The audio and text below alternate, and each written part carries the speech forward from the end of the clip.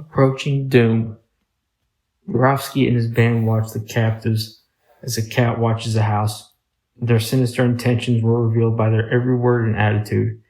The appointed executioners, the author of the Times article says, were only waiting the signal from Sverdlov, the spider who had spun his web in Moscow. Yurovsky often went on absences that lasted many hours. Several witnesses deposed to meeting him and his bodyguard of Letz in the woods during the last week, near the spot where the remains of the imperial family were afterward destroyed. Medvedev was always left in charge under the espionage of Dilukin. On Monday, July 15th, the nuns brought milk for the captives. Yurovsky graciously told them they might bring 100 eggs on the following day. They did so joyously. The eggs were boiled by the imperial chef, but others ate them, not in the Ipatiev house, but in the woods near Kopchiki, where for 3 days and nights the frightful work of destruction was carried on. On Tuesday morning, Yurovsky made his final preparations for the murder of this whole imperial family. The boy, Leonid Sedlev, was removed to a house across the lane where the Russian guard had been transferred.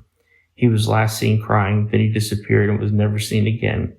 Yurovsky went out in company with the commissary Golishkin and Beloborodov, president of the local Soviet. He returned toward evening. At 7 o'clock, he ordered Medvedev to collect all the revolvers of the guard. Medvedev collected 12 Nagans, the Russian service revolvers, and brought them to Yurovsky's room. Yurovsky then revealed his plan to kill the whole imperial family that night. He told Medvedev to maintain secrecy and to warn the Russian guards only when the word came. This word came at about 10:30. The guards, already implicated by actions equivalent to counter-revolution, made no protest. Two strangers, Peter Ermakov, military commissary of the Verk-Izitek Iron Works, the other, his assistant, a sailor named Vaganov. These men had distinguished themselves for their ferocity as leaders in the Red Terror. Both were friends of Yurovsky, and the evidence shows that they had agreed with the latter to undertake the disposal of the bodies. At midnight, the final scene of the somber drama began. Yurovsky went to the imperial chambers. The family slept. He awoke them, told them there would be fighting in the city, that they must be removed at once, and that they must dress quickly and come downstairs. They all rose, washed and dressed themselves to go out. The Grand Duchesses donned their garments heavy with the hidden jewels. The Tsarina wore her coat. Some of the prisoners even took their pillows for greater comfort on the imagined journey before them. Yurovsky, according to this account, led the way downstairs. The Tsar is said to have carried the crippled Alexis in his arms. Dr. Botkin followed. After him came the chambermaid Demidova, the cook Korotinov, and the footman Trupp. They descended by the back stairs leading to the ground. The door leading to the rooms of the ground floor had been boarded up in order to prevent the disaffected Russian guards from communicating with the Tsar. The party therefore had to go out into the yard and re-enter by a separate doorway. In the dim light, they could see the motor lorry waiting, which they supposed would take them to a place of safety. Yurovsky led the way through the rooms of the lower floor to the small lobby in the corner of the lane side.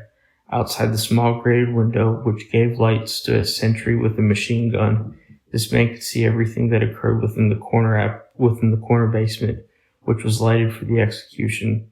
His testimony subsequently confirmed many of the depositions dealing with the murder. A locked door led into a basement chamber situated immediately under the Tsar's prison room. The family were shown into this room and told to wait. Chairs were asked for by the Tsar. Only 3 were brought. On these sat the Tsarina, the Tsar, and the Tsarevich. A pillow was placed between him and Alexandra. The maid, Demidova, held the other 2 pillows. 3 of the Grand Duchesses stood on their mother's right, the other daughter, and Demidova on her left.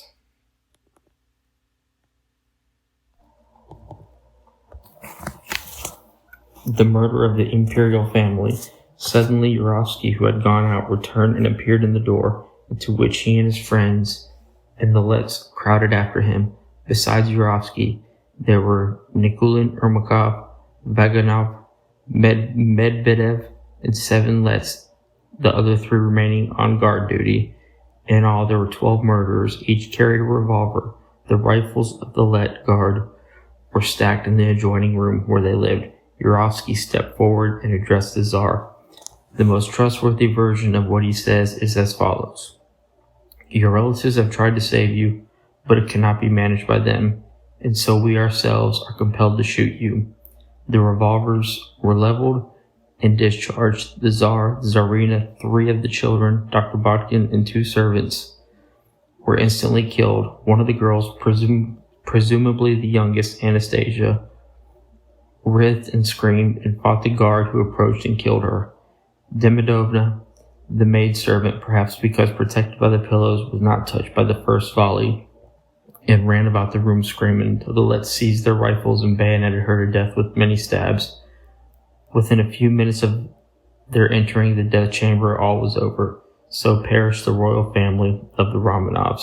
Yurovsky and his associates hurried desperately to efface all signs of the crime.